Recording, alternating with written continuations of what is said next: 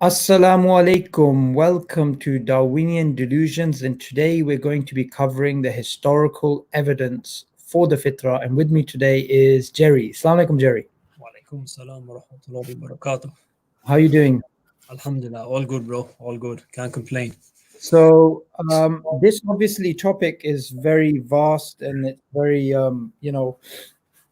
it's something very complicated in terms of the historical evidence, and obviously what it is in Islam is something quite simple. So I wanted to sort of set the scene here and help you to do that as well. Firstly, why is this topic important? Why is it important to talk about the historical evidence for the Fitrah? Because the Fitrah doesn't need evidence. It's basically a first principle. So why are we delving into the historical evidence of the Fitrah? Okay, well, like you say, we don't require evidence for the Fitrah. We accept it because it's authentically narrated in the Islamic tradition. And just like the verses that we're going to use in the show, inshallah, we accept the information they have because the Quran and the Hadith they have their own proofs, but we say the Quran is God's book and the world around us is God's work. So obviously, if the book is what it claims to be, i.e. a message from Allah, from God, then God's work and God's book are going to have to they have to synchronize together. So we're just showing that there is plenty of evidence in support of a specific topic that we'll deal with today, which is mentioned clearly in the Quran. Okay, good. So just to sort of, and can you move the camera so that you're a bit more higher? Because when I put up the verses, my camera has to go lower and me higher, yeah? Yeah. Okay. Better? Yes, a little bit higher. Better? Is that okay? Yeah, that's perfect. Yeah. That's perfect. Okay. So let's get started then. So what possessed you to basically delve this deeply into this topic? I mean, why is it so important, and what do we as people who are calling to Islam going to get out of this particular session? Okay, briefly, why I got into it. As I spent about 4.5 years in between my atheism and Islam, my researching phase, I realized that the major religions which are known, and also bigger religions that have passed but that were taken on board in civilizations, and even obscure tribal religions had a whole bunch of similarities that couldn't really be, that obviously could not be explained by the idea that they've had contact with each other. Because we're talking about reports from literally all over the globe in an era before we had anything like modern contacts, modern technology like phones, internet, TV, etc. And there were similarities in creed, you could say, that were coming in left, right, and center that I found. But up until about a year ago, I only had minimal information on this. I did have some, but by grace of Allah, more information has continually poured in and poured in and poured in. And now I can say there are mountains of information to back the specific topic that we're going to talk about today. But like you say, it is a big topic, and today we're just going to narrow it down to one aspect, which is the fact that Allah says in the Quran, in many verses, He tells us that mankind was but one community, and He sent prophets and messengers continuously with the same creedal message over and over to call people to the worship of one God and away from anything other than that. Yeah. So the Islamic position is crystal clear on this. Now, like I say, if the Quran is what it claims to be, it's God's book, then God's work, i.e. the world, should provide evidence for this. And it does. It provides lots of historical evidence.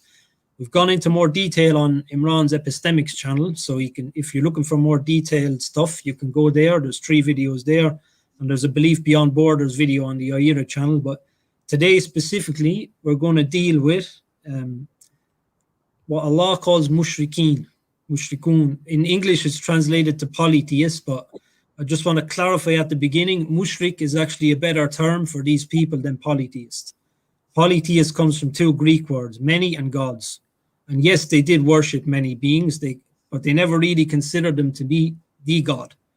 The word mushrik means someone who makes a partner.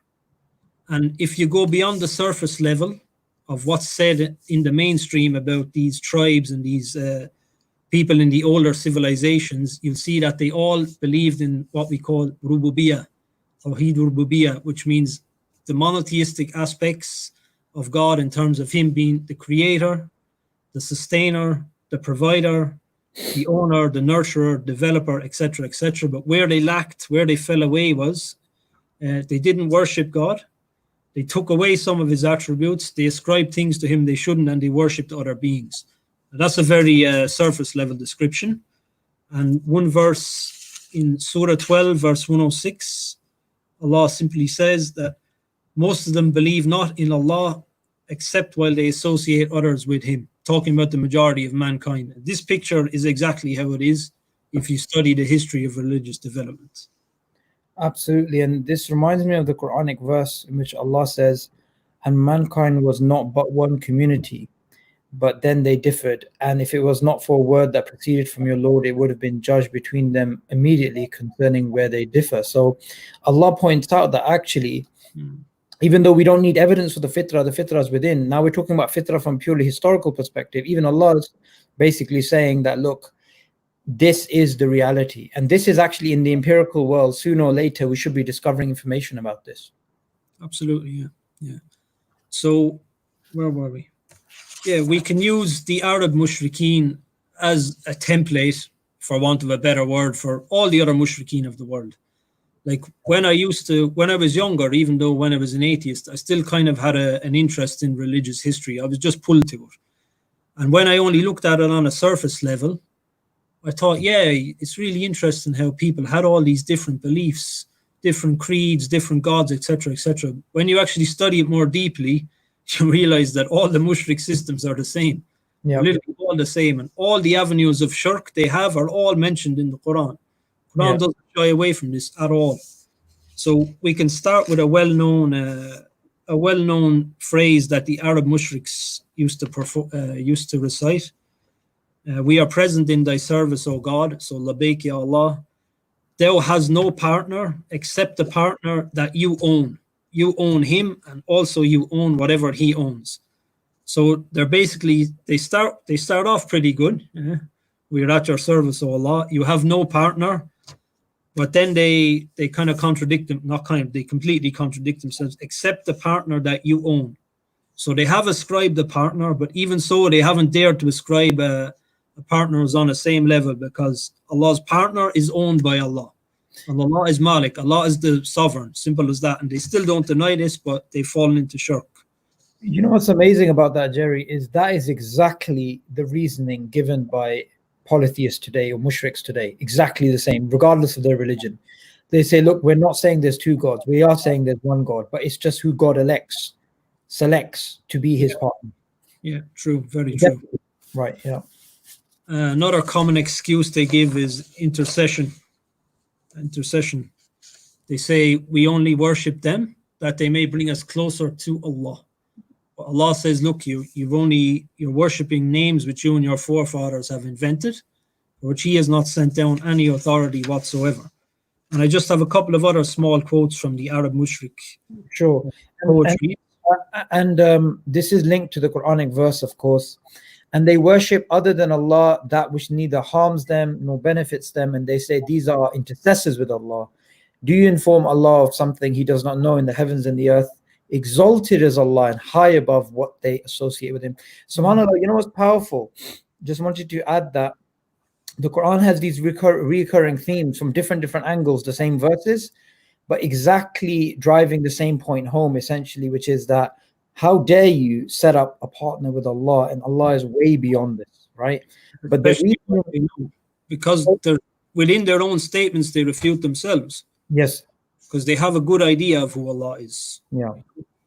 And what you said there, Allah says, do you inform Allah of something he does not know in the heavens or the earth? Yeah.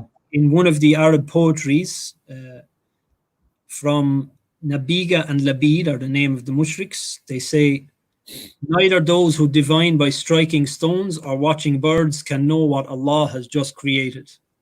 Wow. They also, on another line, they say Allah has given, speaking about someone, they say Allah has given them a kindness and a grace which others have not given to them. Their abode is Allah Himself, and their religion is strong. You know? These are mushriks. And you know what struck me when I read these poetries? You know what? There's multiple amounts of Muslims on the planet today who never said anything that good about Allah. I guarantee you. And they're mushrikeen. And there's more quotes like that in their poetry. Like, we don't free them from the shirk, but at least they have said, they have attributed some proper attributes to Allah.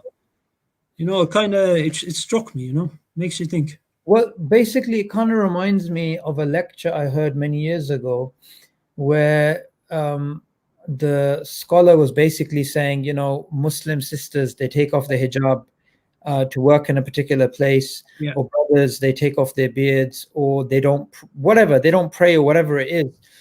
And he said, the mushriks, when they asked in the Quran, who provides for you, who's the Lord, basically, and they say Allah. He says, well, the mushriks here, they have this belief in Allah, right? And sometimes Muslims today are so weak in their faith, so weak in their iman, that they basically compromise on their religion for the sake of pleasing others, right? Yes. So absolutely, I mean, it makes a lot of sense. And I also wanted to just say, there's another verse which I just wanted to highlight. And since it's Ramadan, it's the month of the Quran, we should definitely be trying to share as much verses as possible. Sure. Allah says, and most of them do not believe in Allah except while they associate others with Him. I truly, truly believe this is one of the most profound verses in regards to Tawheed in the Quran, because it's not the case that even atheists don't disbelieve in Allah. They do, but they associate partners with Allah. They call other things. They start saying the universe brought me here. Right. So they always go back to there's some higher, greater being or something, but then they just call it the universe or call it something else. So shirk is inescapable. Yes. Listen, get this. Apart from the tribal religions, when you study the early civilizational religions of Egypt, China, Babylon, etc., when they fell away from monotheism, you can clearly see the roots of atheism, deism, pantheism, etc., starting to form. You can obviously this is an even deeper aspect of the topic. Sorry, repeat that. So China, Egypt, Babylon, all the civilizations. I'm talking about nations that made it to a civilized level and got past the tribal level, for want of a better phrase.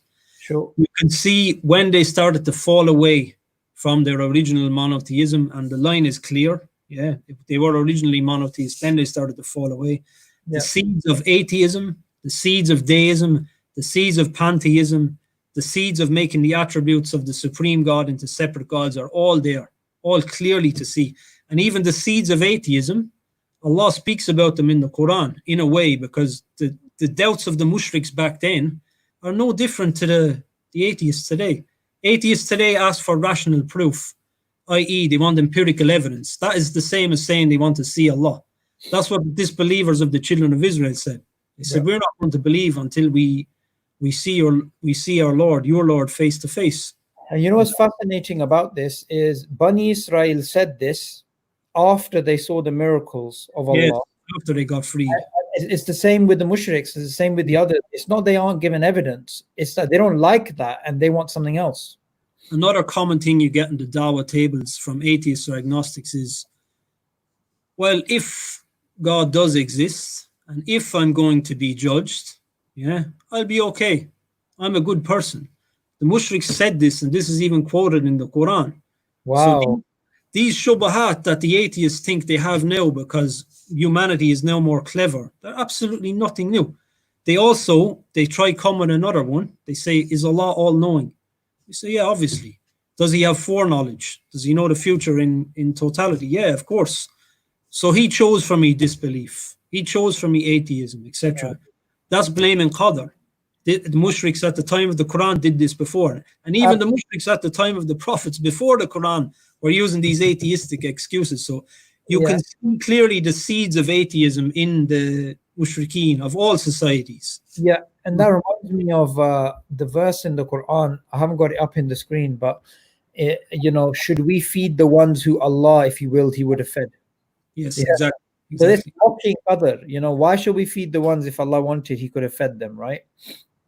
But did He not give you the ability to feed them? Did He Yeah. not put the mercy in your heart? Did He Yeah. not give you common sense to know you could throw them a few quid? Yeah, I love this verse. And even if we open up to them a door from the heaven and they travel through it, they would say, our eyes have bewildered us. SubhanAllah. Asking for miracles. They still ask for miracles. They still ask for angels. Like Yeah. the atheist excuses are nothing new at all. Yeah, yeah, No, absolutely. SubhanAllah. So we're carrying on with, so let's set the, what we were discussing before the live stream about the evolutionary paradigm, right? And what they try and argue and whether that can be superimposed on the historical evidence and whether it matches. Basically, you can say they have a ship, they have a boat, yeah? Now, if they acknowledge the theistic Islamic position that mankind was originally monotheist, then he degenerated into various types of shirk, they're basically blasting a big hole in the bottom of their own boat. Right. Why? Because mankind, according to them, has evolved in every single way you can imagine. Mentally, culturally, physically, morally, technologically, and religiously.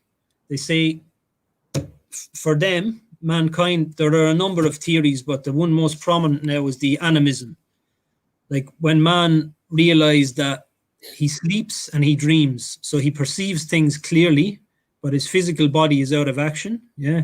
Or when man sees his fellow man die, the body is still there as it was, but something has left the body. So they come up with the idea of a soul. Then to better understand the world around them, they simply gave souls to everything. Over time, they added more characteristics and personalities. So they started with the basic worship of trees, stars, rivers, etc.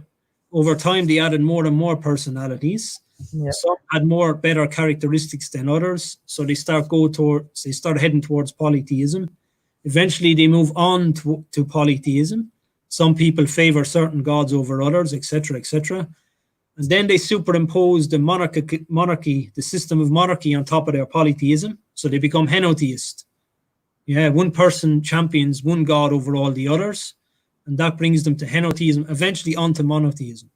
Now, they say it's not possible when mankind was simply a dumb brute, because that's what they believe we were, nothing more than half apes or less than half apes, walking around smashing each other with clubs and probably dragging women into caves and boiling people in cauldrons. When mankind was like this, he couldn't possibly have come up with such a lofty concept of monotheism as a moral order given by a supreme being, eternal, all-powerful, watchful, the judge, who will eventually judge mankind, and who was given a creed to mankind and a list of do's and don'ts. They say it's not possible that an ape could have come up with this creed, and I agree. It's not possible an ape could have come up with this creed. Yeah. So that's their a priori assumption. Yeah, I mean, the other side of the track, just briefly, we have the Islamic narrative, which we know anyway, and which we spoke about. So we got both sides of the track, yeah? And in the middle, we have the real world testimony. It's only going to go one way, yeah? Two opposing claims can't stand. One of them has to fall down. Yeah, there's that. There's also something else, which is that they've already decided because of this rule in science known as methodological naturalism, that they only accept natural explanations. So they're biased. Even though we're going to look at the Islamic paradigm and look at the evolutionary paradigm, and we're going to try and look at the evidence from history, we're going to try and look at it from an objective perspective, see whether it's going to match. But the atheists cannot really do that because they're already biased towards a naturalistic paradigm. He's already purchased his boots and he has to get his feet into them, even if it means mashing them up badly. You know, that's how it is with the priori assumption. I like that way of putting it, actually. Yeah, more or less. Yeah. So what we wanted to focus on today was specifically supplication of mushrikeen. Yeah, we're not saying these people were not mushrik. We are saying, yes, they associated partners with the Supreme God. However, Allah mentions in a couple of verses, 3, 4, possibly 5, or possibly more, that when the Arab mushriks are really in trouble, when they're in trouble at sea, or when they really want something, or when they're in trouble in another situation, all the partners they associate with God vanish. Yeah. And they make their deen sincerely for him. They make their supplication sincerely to him. So what we want to do is focus on the supplication of mushrikeen other than the Arabs. I've just got about 4 or 5 examples, other than the Arabs from around the world, who do away with the worship of their ancestors, who do away with the worship of the jinn, who do away with the worship of natural phenomena when they are really in trouble, and they go straight to the one God. Yeah, absolutely. And this reminds me of the Quranic verse, and when they board a ship, they supplicate Allah, sincere to him in religion. But when he delivers them to the land, at once they associate others with him. Yeah. I have met people that have literally said this, right? That they were militant atheists. And when they got into serious trouble, they just started calling out to God like babies. Right? You remember the girl from Kashmir that made Shahada? She had a similar story from when she was non-Muslim. She got into trouble on a boat and she prayed to Allah alone. Is this in Leicester Square when me and you were there? Yeah. But yeah, 100%. She was what, Hindu? She was from a Hindu background, yes. But she made Shahada, alhamdulillah. She was from the Jewish background? Was that a different person? Their family were Jews originally from Yemen. Yes, the same sister. Yes, but they had become Hindu in Kashmir. Yes. You're right. Exactly. And this is something, Jerry, which I don't really think a sincere, honest atheist would deny. That even if they don't believe in God, they will say, look, when you're in a difficult situation, when you find out you have cancer, you have a few hours to live, you're going to die, someone puts a gun to your head or whatever, all your arrogance disappears and your atheism disappears with that. Yeah, without a doubt, man. And what was I going to say? Yeah, I mean, have you ever been in a situation where you thought you might lose your life? Yes. So have I. And yes, and those are your best moments with Allah. Yeah, but there is a small hope that you're going to get out of this. And that's the way it is for the majority of people in these situations. They have a small internal hope that they're going to get out of this somehow. Even if they're a couple of meters away from an oncoming bus, they may cry out for help, or they may pray, or they may do something similar. That's part of Fitrah. Yeah. And another verse which I wanted to mention is in Surah Baqarah, where Allah says, and when they, no, not that one, this other one. And when my servants ask you about me, concerning me, indeed I am near, I respond to the invocation of the supplicant when he calls upon me. So let them respond to me and believe in me that they may be guided. I wanted to say something about this, that one particular atheist who said to me that he turned to God in times of distress. I found his story fascinating because he grew up in an atheist household. His parents were atheists.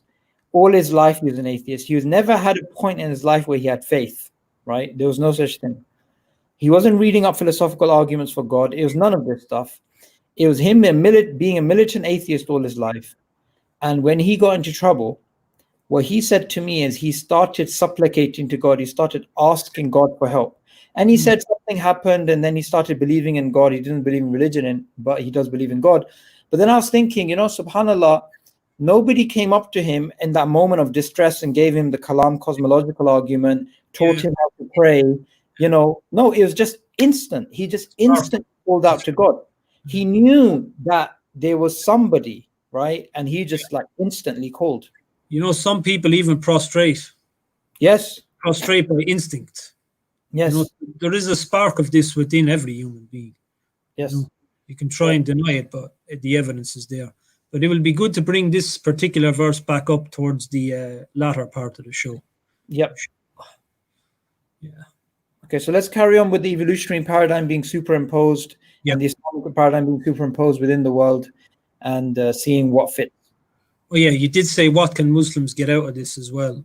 Yes. Well, at the very least, you're going to get an Iman boost. because like we say, we don't require proof for the verses of the Quran. It is there if you dig for it. Yeah, Yep. no, some you have to dig more than others, but you get an Imam boost, and you may get a useful tool if you come across a disbeliever who has inclinations regarding, like, there is a pretty common shubahat. Oh yeah, but in Greece and in Babylon and in the Americas, they believed in multiple gods, etc., etc. Well, it's not exactly true. You may be able to throw some evidence at them to show that these people were mushrik, explain what mushrik is, and then just give them a little bit of evidence, inshallah. So where were we? Evolution's paradigm? Yeah, evolution's paradigm. Yeah. So we were saying that it's a priori. It was all assumed before. So their paradigm is you have animism, polytheism, monotheism, atheism. That's right? That's one of their theories. They're all similar to this, but that's the most common one. And this was actually a massive debate. The evolutionists published first, I must say. The evolutionists published their journals. They got into unis. They published their books first on the history of religion. And there was a massive, massive pushback by Christians. And this was actually a running debate for 50 or 60 years, towards the end of the 1900s. Yep. The end of the 1900s, the beginning of the 20th century. We don't have time to go into it here, but I'll give you the names of two heavyweights, one on each side. Wilhelm Schmidt was a heavyweight on the original monotheism side. He was also an anthropologist. He was a multilinguist. He was a polymath. He was a Catholic, but he kept his bias out of his work completely. And he wrote a 4,500-page book in German called On the Origin of the Idea of God. And he collapsed many nights from exhaustion because he was staying up so late compiling this research and writing. And he actually blew every shubahat that the evolutionists had out of the water. And all the original monotheism, you could say it stems from his work. The work of today stems from his work. So kudos to that man, yeah? Now, one of his opponents at the time was a man by the name of Edward Tyler. Yeah. He wasn't the first evolutionist to jump on this theory, but he was probably the first to get it out there and mass publish his own work. And all the other evolutionists' work kind of stands on his work. Some of it has deviated, but not too much from his theories. And it's interesting to say that not all the evolutionists agreed with each other. Yeah. And not all the Christians agreed with each other on everything because they don't have such a clear paradigm as the Quran. You know, in the Quran, the religious history of mankind is made crystal clear to the point where you cannot disbelieve in it. Yeah, the Christians have a few verses of the Bible that they don't say that prophets and messengers were sent to every nation. They say they have some Fitrah references, but it's left unclear, and even their conclusions are left unclear as well, which is very interesting. But like I say, if you go to Imran's Epistemics channel, there are 3 videos. Just Google Epistemics Monotheism. You can have a look on there for more detail. Because we had something specific in mind for this show. Sure. Okay, so let's carry on with that. So it's very clear what their paradigm is, and it's very clear what our paradigm is. Yeah, it's crystal clear. Yeah. So, and Allah makes a very clear statement in the Quran about, mankind started off with monotheism. Yeah. So with the historical evidence, the first thing I want to ask you is, how did you go about collecting this? Was it just ad hoc, anecdotal, and then it came together, or were you first narrow? Yeah. We go back to what I said earlier, that in my search for the truth, in my search of all religions, because I wasn't just looking at Islam, I was looking at anything I get my hands on, even pagan systems, because I wanted to know why I was here. I wanted to find out the purpose of life if I could. I didn't know I could. Alhamdulillah, I did. So I always had a feeling there was more to this. Although for years I only had scanty evidence from here and there, I had a feeling there had to be more to this. And then I started to find out that, oh yes, there is. But like I said, these debates were from the late 1800s to the early 1930s. The original monotheism position has been totally unrefuted, and this debate has been left under the carpet. So you have to go back in time to get this information, essentially. You have to go back in time. So just before we go back in time and historically look at the various evidences, I am assuming a lot of the historical evidence that may be used about ancient people and their beliefs is actually prior to Darwin, because of course there's a lot of historians. So it's in a way, before 1859, it's untainted from an evolutionary lens. It is prior to Darwin, it is concurrent with Darwin, and it is also after Darwin. Okay. Now, the information is tawatir, to the highest level. That's an Arabic word, which means so widely reported from so many different sources that you are silly to deny it. Like, we're talking about a time when there was no TV, no telephone, no mobile, no internet, nothing. Whenever you wanted to do anything, you had to do it by hard graft and sweat. Yeah. And reports are coming in from all over Australia, from every side and corner of Africa, from the north, the central and the south of the Americas, from tribes in India, from the Eskimos and anywhere else you care to name, which are all saying the same thing. And they are all direct testimony from the tribes themselves. And the anthropologists, the missionaries, and the explorers that collected this information could not possibly, not even the slightest little chance they had contact with each other back then. Not the slightest little chance. Some of these people went and lived with these tribes for decades, and they sent people with reports back to Germany, back to Britain, back to France, and the likes of Wilhelm Schmidt in his Vienna Institute of Anthropology, and he still has a monthly magazine, which he founded, by the way, still going, where he smashed all these shubahat, and rightly so. But he compiled all of this stuff together and analyzed it, and he came up with his own methods for testing levels of cultures, ages of cultures, etc. And that's how all this comes together. It's tawatir, so widely reported that it's madness to deny it. Yeah, and this is a good time to mention testimony. Oh, yes. Because this very silly, childish idea that some atheists have, some skeptics have, that everything that we know has to be based on empiricism is not true. Most knowledge is actually based upon testimony. Testimony is basically an expert, independent experts coming together or through different routes, eyewitnesses, saying something, and that thing basically being independently, different chains of transmission independently arriving. That's how news works. That's how you know what's going on in the world. The vast majority of human knowledge is testimonial. So to deny the knowledge that we get from historical testimony would be tantamount to denying science, because science essentially is based upon testimony. The reason why I'm mentioning denying science is because science is given such a high pedestal. If you say denying testimony, people don't really take it seriously. If you say denying science, then they get worried. So that's why it's good to actually mention that. So let's get started here. Okay. Let's go over some examples. So we want to, like I said, go to different mushrikeen from different parts of the world and look at their supplication when they are in real trouble or when they are in dire need, when they really want something. Now, bear in mind, we're not saying these people, we're making clear these people worship many beings. Yeah. I'll start with a general statement from a scholar called Friedrich Hehler. Yeah. It's from a book called Das Gebet. In German, it means the prayer. He says regarding the tribal religions, he says there is always a special reverence and an attitude of awe in the worshipper. We must not forget the psychological significance of this fact. The position of the body is not ordinary. Men lift their heads or their hands or their arms. They prostrate themselves, take off their sandals or their clothing. They cover or uncover their head. They use special gestures of invocating or greeting when they pray, all of which is not intended as magic or spell, but is due to the sense of awe and fear in approaching the unseen spirit whose dwelling place is high above men and whose attributes are not like those of mortals. So you have raising the hands here, and this guy wasn't Muslim. You have the prostration, you have removing of shoes, you have wearing of hats, you have a transcendent being who is unlike mortals. Yeah. Laysa kamithlihi shay, there's nothing like him.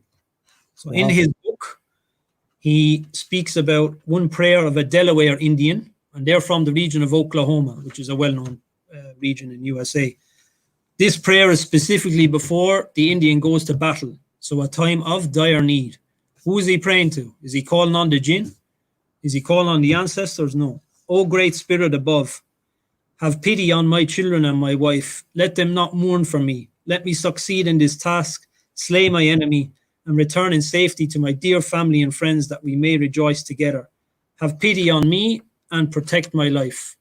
So the rububiyyah in there is, he's acknowledging that victory only comes from the Supreme Being, and he's acknowledging that his life can only be protected by the Supreme Being. You know, I'm sure he took his means as well. I doubt he was going in throwing punches into a full-scale battle, you know. But, what was beautiful about this is these are people who did not learn this from Christianity.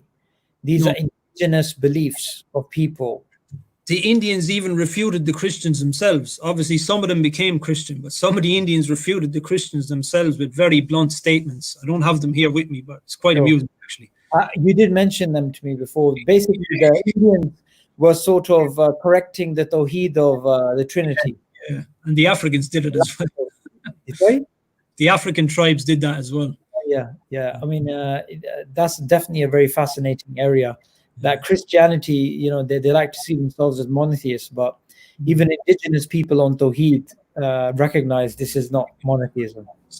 So that's one particular Indian. Now we have another prayer from another native Indian in a different situation. This is from a guy called John Tanner, who was quite an interesting bloke. This is from his autobiography. He lived from 1780 to 1846. When he was 9 years old, he got kidnapped by Ojibwe Indians. These are tribes that occupy the USA-Canada border on the east side.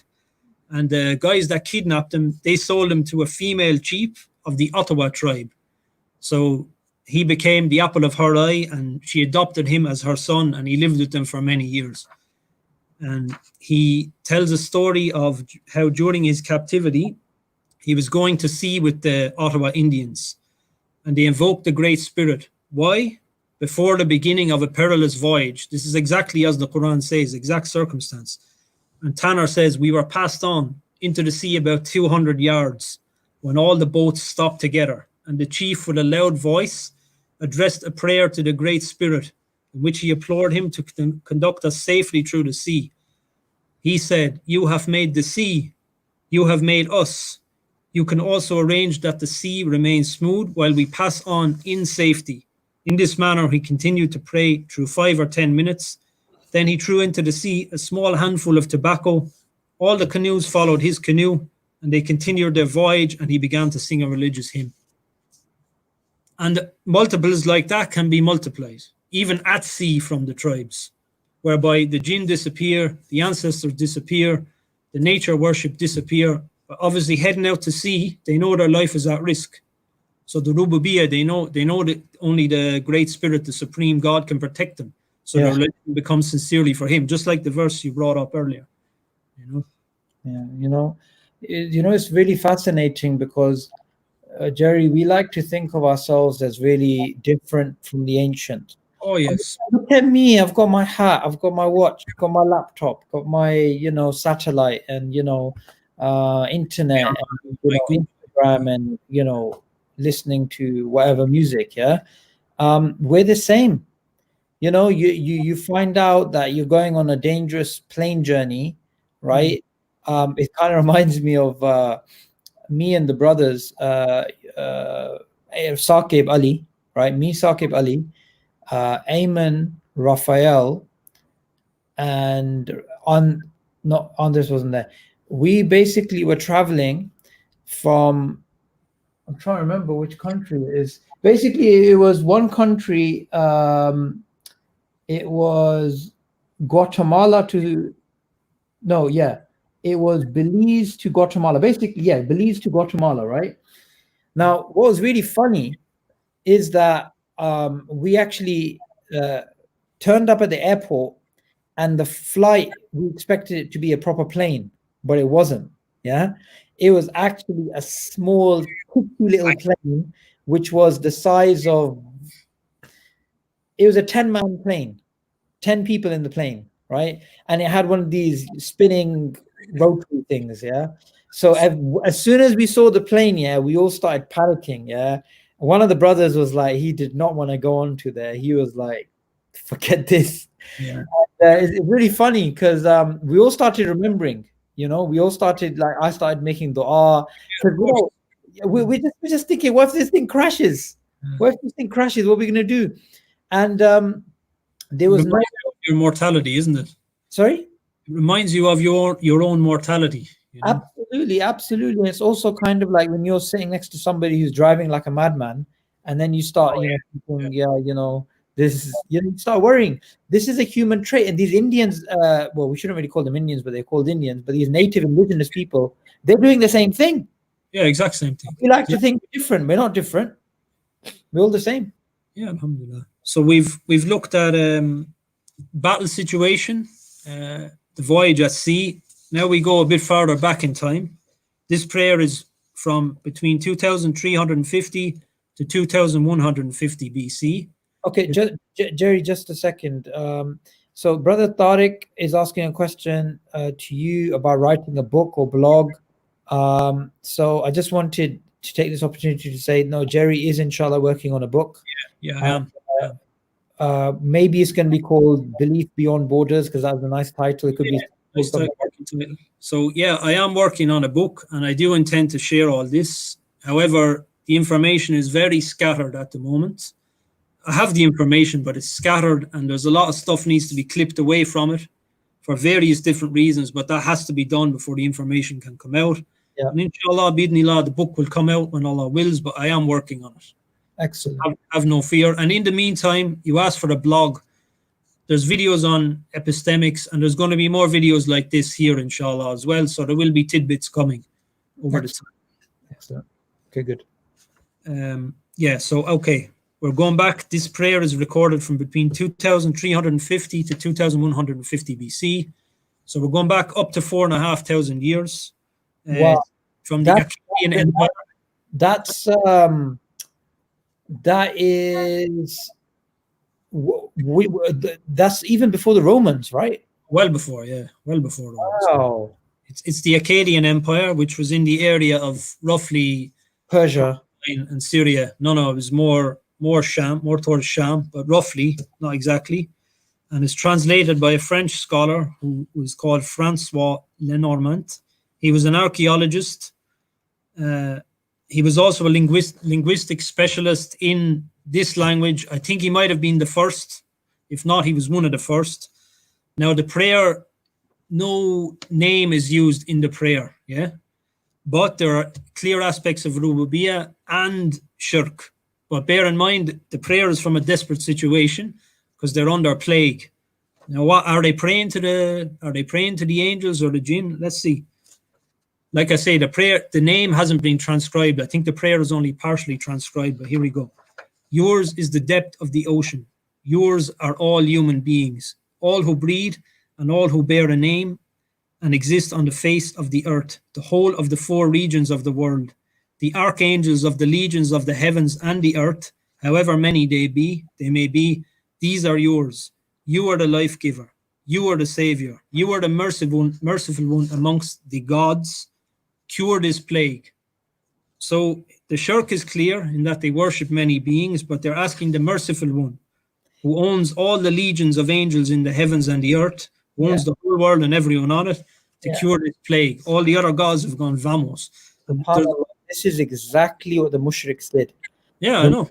Did not disbelieve in their idols, but when they got into trouble, they only called upon Allah.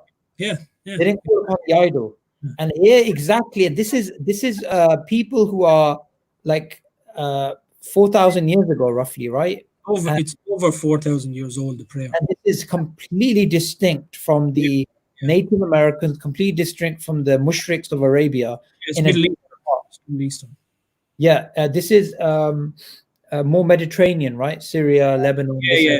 Interestingly enough, in the Islamic tradition, idol worship came to the Gulf Arabs from the civilized, the Arabs who had reached civilization in Sham, Babylon, and this area. It came from these civilizations to the Gulf Arabs.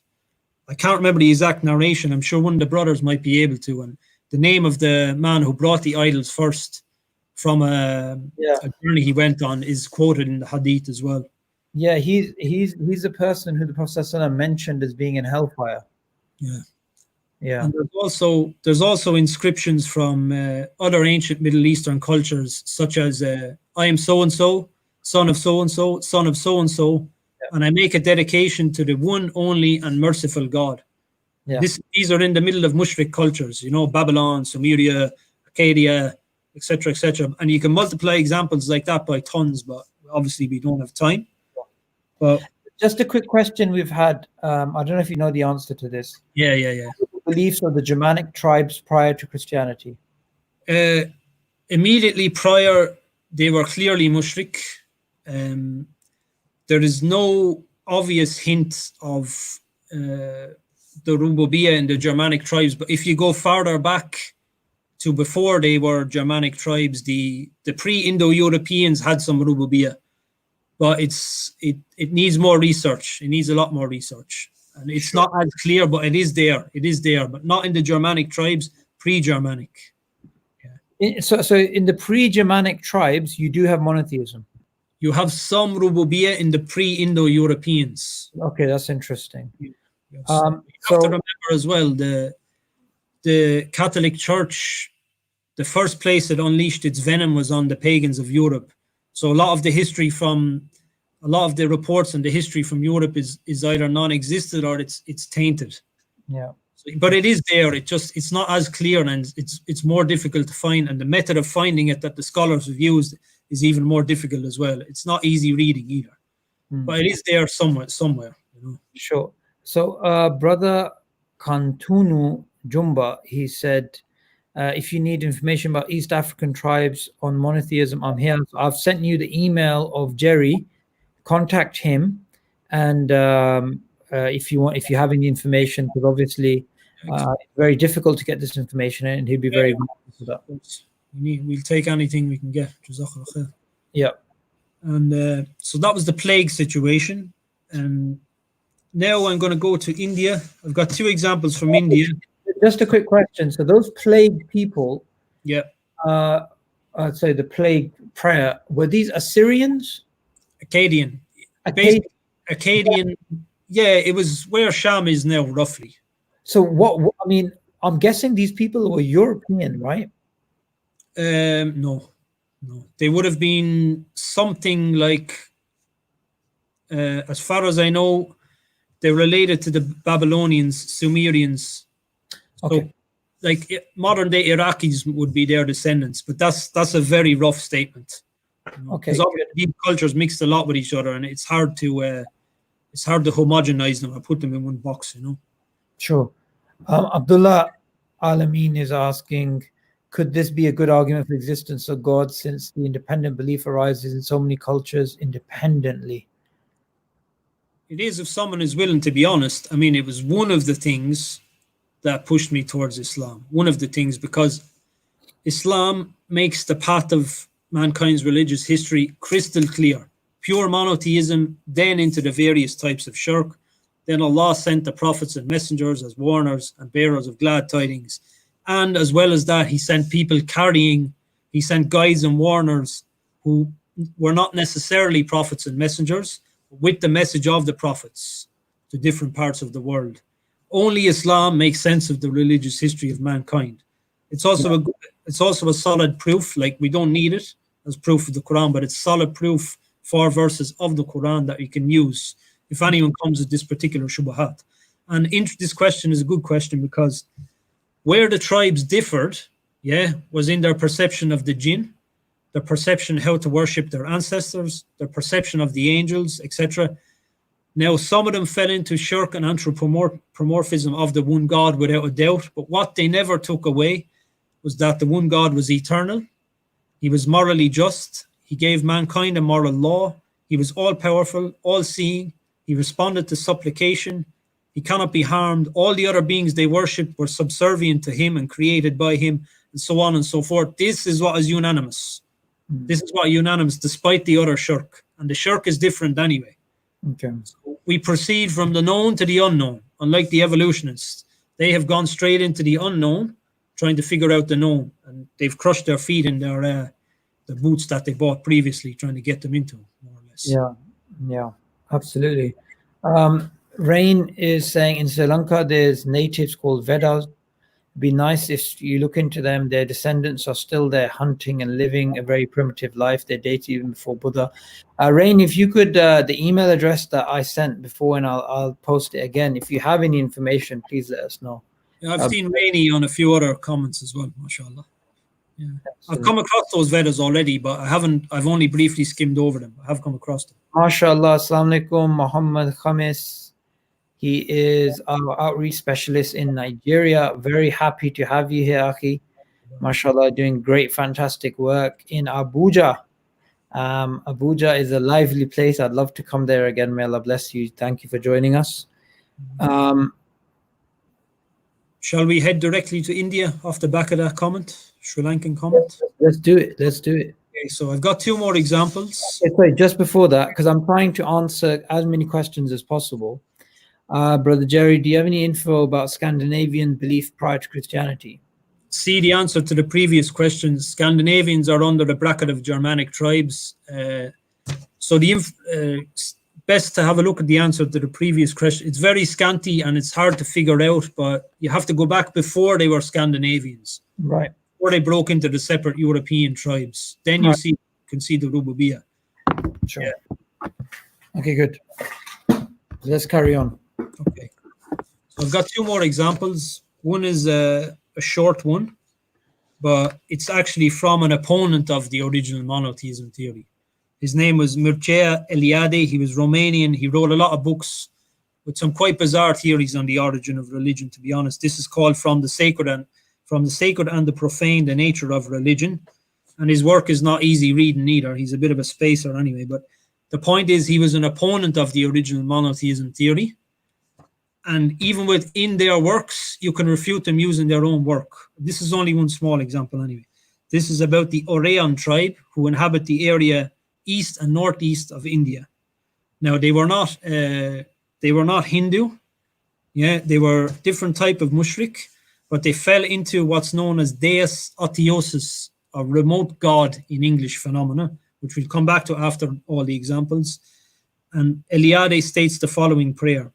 After they pray to spirits and ancestors, when they get no response, what do? And this is for the serious need, any serious need. They say, now we have tried everything. We still have you to help us. God, you are our creator. Have mercy on us. And then they sacrifice a white cock.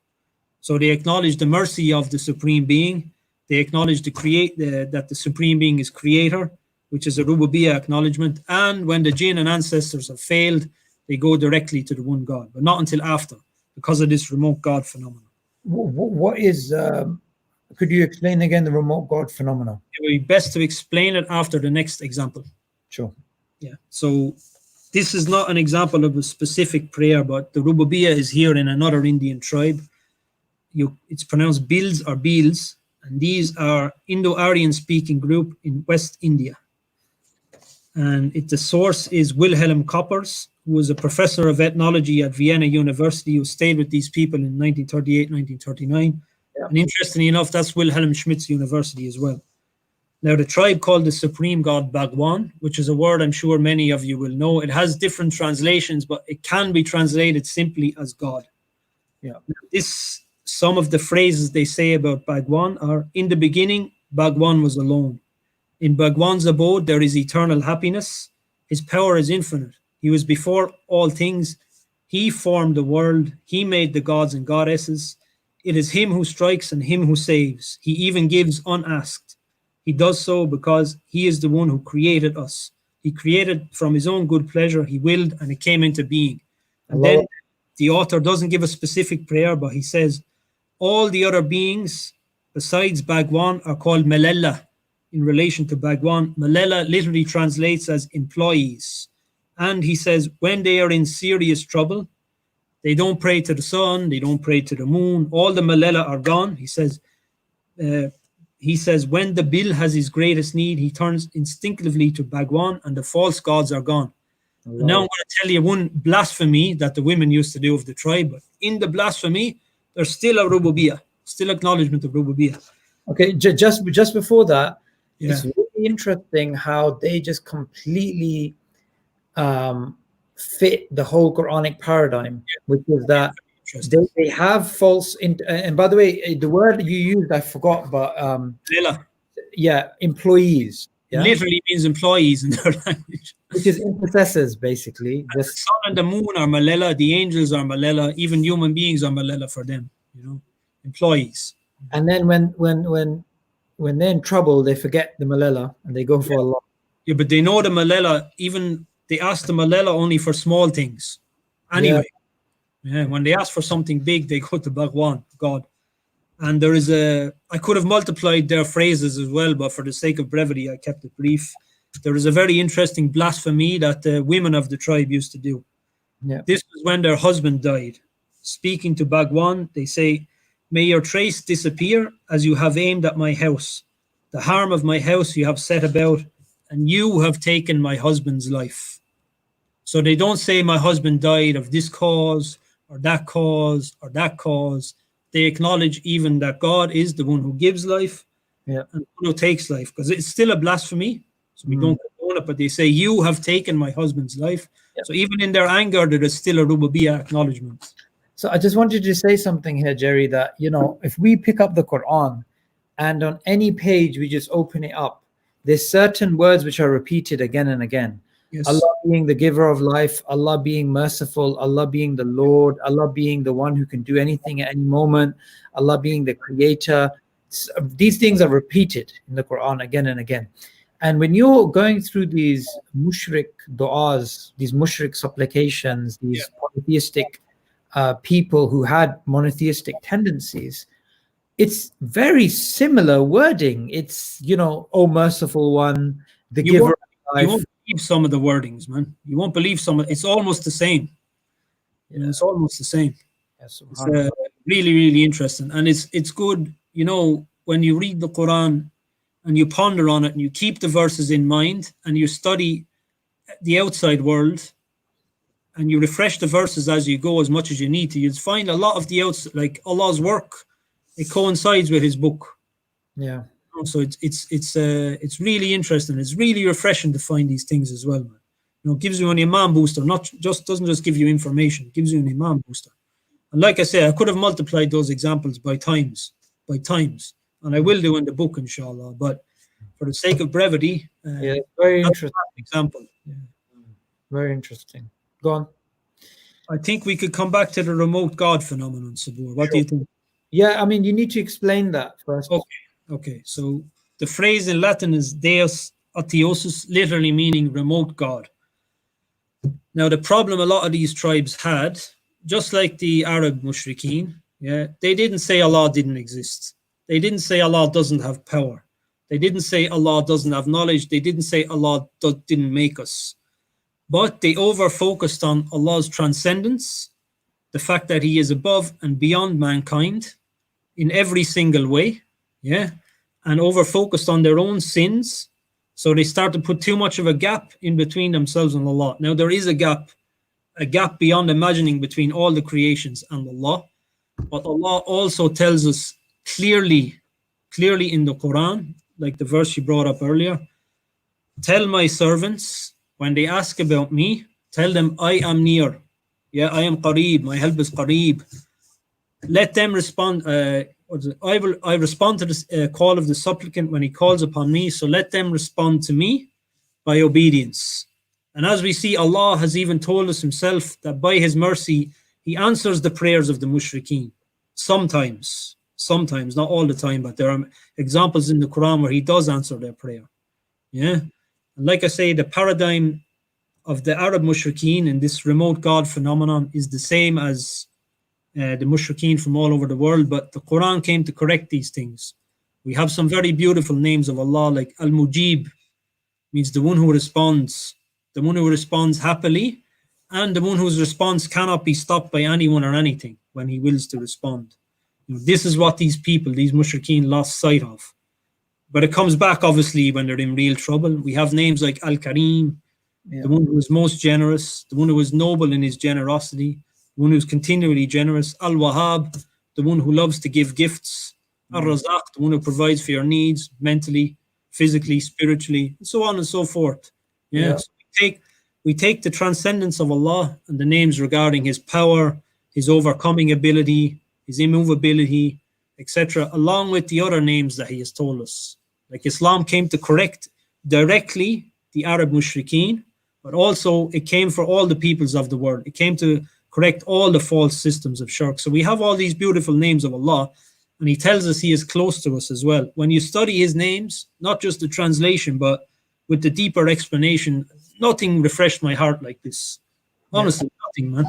Absolutely. And this also reminds me of a conversation that happened probably a few years ago now. I'm trying to remember, maybe it's 2013, 2012. So here in the office, Jamal was here, and he basically contacted me, said that we got a call in the office from somebody who wants to leave Islam. So he said, can you please deal with it? So I said, fine. So I called the brother back and I said to him, I heard you want to leave Islam. Please tell me what's going on. And then he said, okay, so let me just tell you about why I accepted Islam. He said that I am from a traditional, I think he called it Norse religion or Nordic religion, something like this, which is traditional English paganism, right? Yeah. It's called Norse, is it, or Nordic? Norse is for the Scandinavians, but there's Nordic. kind of overlap between all of Northern Europe anyway. Yeah. So he said, in our religion, we have lots of idols. And above all of the idols, the unseen creator, we also have that unseen creator who is like the overlord, and everyone else is subservient. So I've forgotten the name he used, but that's the main god, and everybody else is like a employee or associate. So he said that one day I asked, something was in my heart for some reason. What he did is that he refused to call upon anybody except the main God of the Nordic religion, which is the true God, the unseen God. And he asked that God for guidance. He said, can I have guidance, right? And he said, all of my love for these idols or my feelings for these idols disappeared. It just disappeared. It just went. And he said, I went into a situation where I started to basically question what I believed. And then I decided, okay, look, he basically came to the belief there's one God. Yep. So he left that religion and became a muwahid, right? Based upon prayer to the Supreme God of his religion, which was the overall God, like the Quraysh had a belief in Allah. Then he said, when I looked at all the religions, I saw that Islam was the religion with pure monotheism. So I became Muslim. He said, after becoming Muslim, I live in the north of England. I don't know what place he lived in. He said, I started going to my local mosque, and my local mosque actually is a mosque in which they have pictures of this man, right? This man who supposedly has some turban of some sort and some beard. And he said that they were telling me, in order to get close to God, I need to go. Wallahi, this is amazing. He said, I have to go through this man to get to God. So he said, this doesn't make sense. And they said, this is what you have to do. So what he did is he came away from. Sorry? This is exactly what he came away from. Yeah.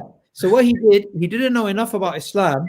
So what he did is that he contacted the IR office. Somehow he got the number, and then he said, look, I left that to come to Islam. If this is what Islam is about, then I don't want to be Muslim. So I said to him, listen, my brother, you and your understanding of what you should be doing, your relationship with God is correct, and they are wrong. And then I went over, what does Islam teach? Tawheed, XYZ, alhamdulillah, because of Allah, not because of me. But he accepted he's not going to apostate from Islam. His reason for apostating from Islam was him thinking Islam is a religion of shirk, not a religion of Tawheed. Yeah. So wallahi, these types of things, it really makes you think that even as a mushrik, he made dua to Allah, to not Allah, but the Supreme God, got guidance, and then it was Muslims, supposed Muslims who basically were teaching him, you need to go through Arpid or whatever they call it. And sadly, in the north of England, as you know, we have a lot of these types of people. That reminds me of a couple of other things. Another common trait with the tribes was this kind of peer business. Knowledge, deep knowledge was kept amongst the priestly classes, the initiates, the higher classes. This was a very, very common thing. And you can see that manifested today in this business of peers and buzurgs and all this sort of garbage that goes on, And as well, there's another topic that you reminded me of. The Christians have been actually using this technique as a da'wah for centuries, as a da'wah to Christianity.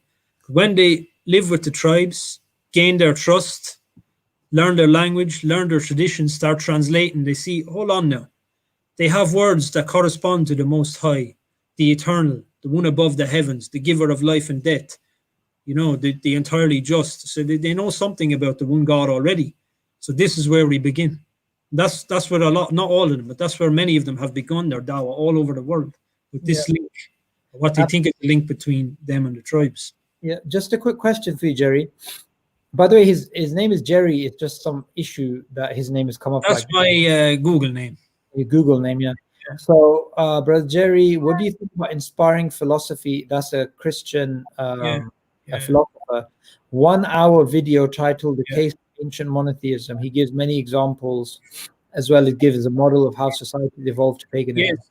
Good question. Good video without a doubt. The information is solid, and he's well researched.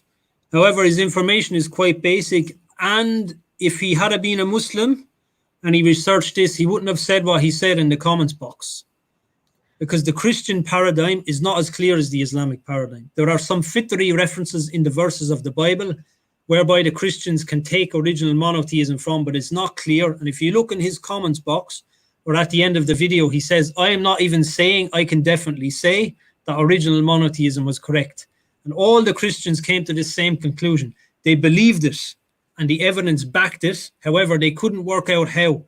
Some of them said it must be Fitrah, because they said the only revelation is to the Bani Israel and the gospel. So they said the knowledge must be Fitrah. Oh, right. No, let me finish, because they came to the following conclusions. The knowledge must be Fitrah, because no way God gave them a revelation. That's what some of them said. The knowledge must be philosophical, and they worked it out logically. Some of them said no, they had to have had revelation. Some of them said no, they had carried the message from the children of Noah onwards, and some of them came up with even more bizarre theories. So yes, there are verses in the Bible you can use to support it, but they are not clear. Nothing like, they don't give you anything like the clarity of the Quran. And this is evidenced by the conclusion of the Christians themselves. Although that video is good, I commend him for his research. I commend him for he put the video together. He still showed in the end that you cannot take certainty from Christianity. And for me as well, a lot of the stuff that made me reject Christianity was cleared up in Islam. And this is just one example. Yes, his video is good, but have a look at his conclusion, and then see where the clarity lies.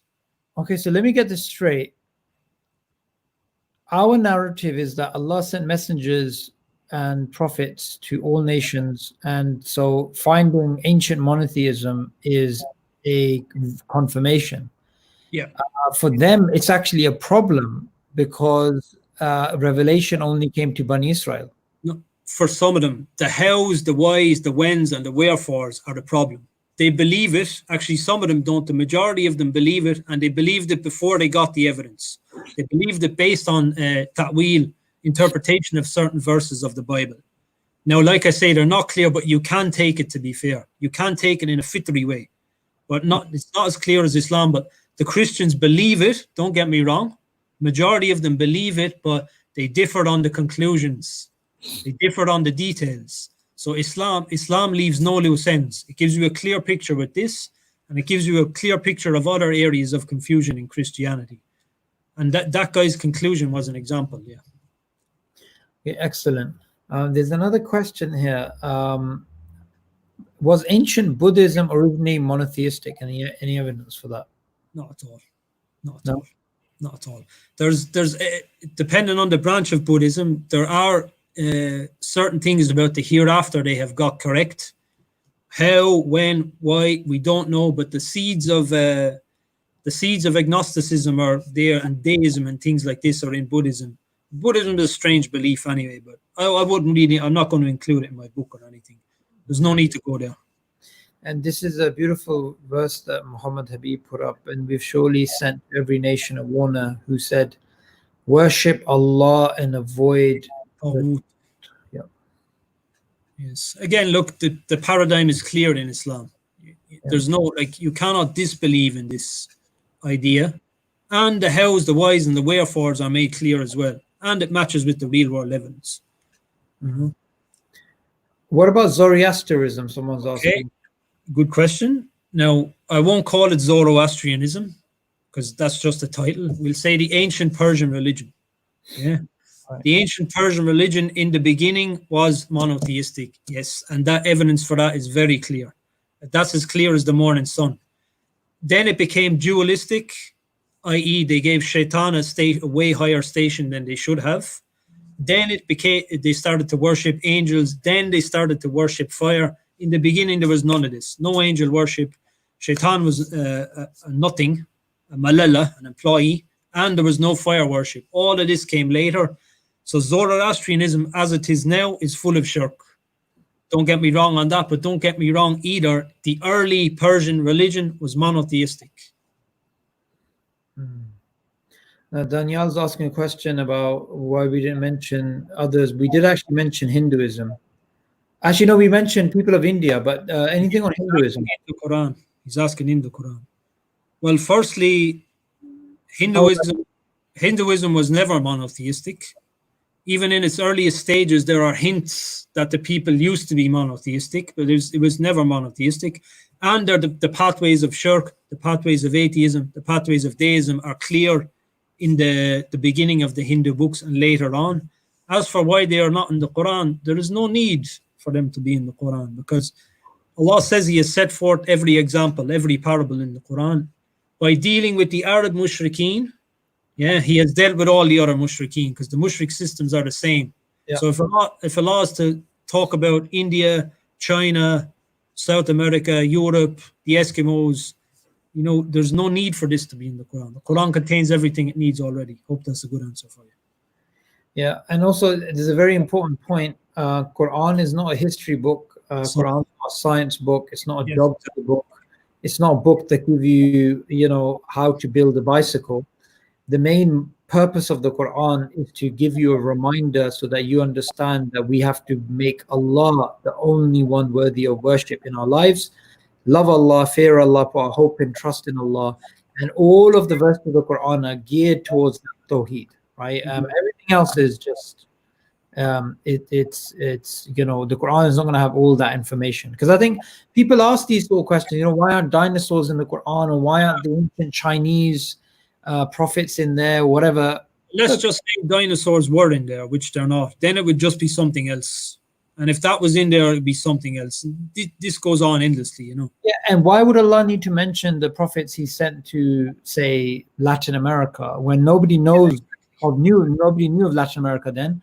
Allah says He sent prophets to all nations. Khalas.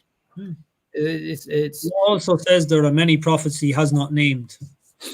Yeah, and also we leave it there. We stop there. Yeah, and in terms of Darwinian delusions, I've mentioned this before, that before our species, we had Homo naledi, Homo erectus, Denisovans. We had all these hominids, that existed. Why aren't they mentioned? Well, Allah says in the Quran He created many things that we don't know, right? Allah creates that which we know and that which we don't know. So this is the meaning of the Quran. So, it's not that the Quran has to basically give you every single, or else the Quran would be just... It's not the right way to approach the Quran. It's not good etiquette with the Quran to say, why doesn't it mention this? Why doesn't it mention? Look at what it does mention, study it deeply with tafsir from the scholars, then keep it in mind when you do your research into the outside world, etc., and work from there. What was the previous question the brother asked? What was the oldest nation? The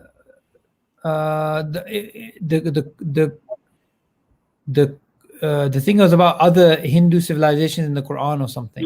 There was one after from another brother. He said, "What was the oldest nation?" Two questions. Yes. No, that was Muhammad Habib. His question was, what's the oldest, basically, Tawhidic people that you've come across? It's hard to say which one are the oldest, because the early Chinese were apparently clearly monotheistic. Okay. But early Sumerians, we don't find they were monotheistic, but we find something very interesting. We find a massive drop. There's a scholar called Arthur Custance who quotes from another scholar called Stephen Langdon, who was a specialist in the Sumerian cuneiform. Now, when they started to translate the cuneiform, they realized that the Sumerians had over 5,000 gods. But this was in the later cuneiforms. When they became more proficient and they discovered more and more, guess how many gods that drops to if you go back about 5,000 years? One. Between 3 and 6, depending on which scholar you go to. So it drops from thousands to 3 and 6. So we can't say they were monotheists, but for sure, their polytheism, their shirk was increasing. Yeah. They're 5,000-year-old documents, you know. Yeah. Chinese 4,000-year-old documents. I don't know if we have any older documents than that, to be honest. Yeah. Okay, good. So can you say something about the Chinese monotheism? Because I think that's very intriguing.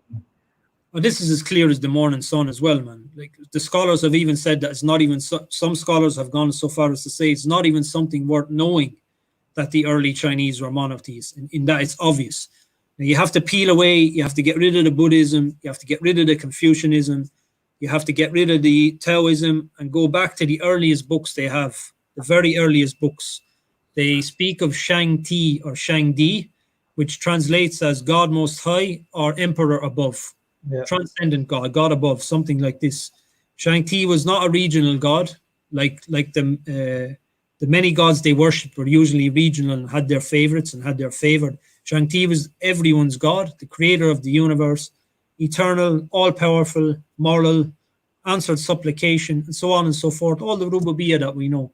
But this is very clear in the earliest Chinese documents. And there's even... there was one Japanese philosopher from the 15th century or the 16th century. I forget his name. He's quite a bizarre, hard to pronounce name, but I can't remember it anyway. But he had some strange beliefs. He was a Confucianist, but guess what? He came to belief in one God. Why? Based on the most ancient Chinese texts. He still did shirk, but he came to believe that in the Rububiyyah, at least from the most ancient Chinese texts. And he was a Japanese philosopher a couple of 100 years ago. And I think you also mentioned about the ancient Koreans. Yes. Oh boy, that's a proper can of worms. That is. The ancient Koreans also had a belief in one supreme God. And guess what happened next? Before they were even touched by the Christians, they started to believe that God had a son. Allah mentions this in the Quran as well. I'll come back to the verse. And after that, they started to believe in a Trinity. Lo and behold, bizarre. So they believed in one God first, then they believed God had a son, then they believed in a Trinity before falling into deeper shirk. And if you look at Surah Tawbah, verse 30, Allah says, the Jews say Uzair is the son of Allah, and the Christians say Isa ibn Maryam is the son of Allah. They imitate the saying of those who disbelieved before. So Allah is telling you, the Christians are not the first to come with this. It was even before the Jews. You have it in Korea. You have it in other nations as well, and you have examples of the Trinity left, right, and center all over the place. I'm gonna stick pictures in my book of certain idols that have 3 heads, or else they have one head with 3 faces: a face here, a face here, and a face here. And these are examples of the Trinity being worshipped in ancient cultures as well. It's almost like Allah loves odd numbers, and these people, they want to anger Allah as much as possible, so they make a form of shirk of a odd number. It's less than having a pantheon of 5,000 like the Sumerians, but it's still shirk. Yeah. It's on paper it sounds not as bad. It sounds a nice round number, Trinity. Yeah, but it's still shirk, and it's ancient as well, and it's repeated, just like the Son of God thing is repeated. Systems of shirk, all the same. Absolutely. So Jazakallah khair for joining us today, Jerry. Is there anything you'd like to add that you didn't mention in terms of the evolutionary paradigm, or summarizing the entire narrative today? Maybe that's a good way of ending. I summarize it like this. I mean, I'm not here to debate with anyone. I don't want to debate with anyone. I summarize it with truth stands out clear from falsehood. Whoever's sincere can see the truth, and whoever doesn't want to see the truth, you can give them a mountain of it. And there is a mountain of it there. There's mountains of it there, actually. And it's up to them whether they want to see or not. That's my summary. Truth stands out clear. Take it or leave it, man. It's up to you. Yeah. How can we stay updated about Brother Jerry's book? This channel and Imran's channel, inshallah. Yeah, that's very good. I mean, we're all in the same, we all work together. So if you just message me and I can get an update from him. Okay, so it's going to be a very important next couple of days, because the next couple of days will be very important because obviously it's the end of Ramadan. And Ramadan obviously is the month in which the Quran is revealed, and the main message of the Quran is Tawheed. Now, why is it important? Why is it important that this information that we've learned today, coupled with our knowledge of the Quran and what the Quran teaches us about Tawheed, that we use this to spread Tawheed? We don't just sit on this knowledge. And that's one of the reasons why we do live streams like this, so people become active and give dawah, and especially give dawah online. Why is that so important, Jerry? Well, firstly, from the point of view of Allah, it's something that we owe, because Islam cannot be earned. Whether you're born into a Muslim family or you're a revert, forget this notion that you did something that earned you a place in Islam. Islam is only by Allah's mercy and His grace. That's it. And if someone is misguided, that's from His justice. Yeah, so we shouldn't look down on people who are misguided, thinking, oh, I'm better. Because Allah gave you this gift, He may well give it to the person you're looking down on. Yeah. So from the point of view of Allah, we owe it to Him. The least we can do is try and spread the message in the correct way. From the point of view of ourselves, the reward is immense. As we know, the rewards for dawah are colossal. It's the best kind of speech you can have. And from the point of view of the people who don't have Islam, they need it. They need it. Whether they're going to accept it or not, they need it. And who's going to tell them about it if we don't? You know, it's probably one of the reasons why we're under the boots of certain people in certain situations right now, is because we have failed in this obligation drastically. We have failed in terms of conveying, we have failed in terms of manners, and we have failed in many, many other ways. May Allah forgive us and rectify our condition in the area of dawah and other areas. Jazakallah khair. Thank you so much, Jerry, for it was a pleasure, bro. Stream and sharing the knowledge. I certainly enjoyed it. I'm sure everybody else. An hour and 20 minutes gone. MashaAllah. Yes. It's a good way of spending the last couple of hours before opening the fast. Yeah. I might do a little bit of training now. Work up the hunger, man. Yeah. Okay. Jazakallah khair to everybody for watching. Inshallah, I'm going to be live again, probably before the end of Ramadan. Also the live appeals. So we have another live appeal tomorrow night on the Aira channel. Make sure you join us there. And we're also going to be going live on other channels like EF Dawah and SC Dawah, inshallah. Jazakallah khair. May Allah bless you all. And assalamu alaikum wa rahmatullahi wa barakatuh.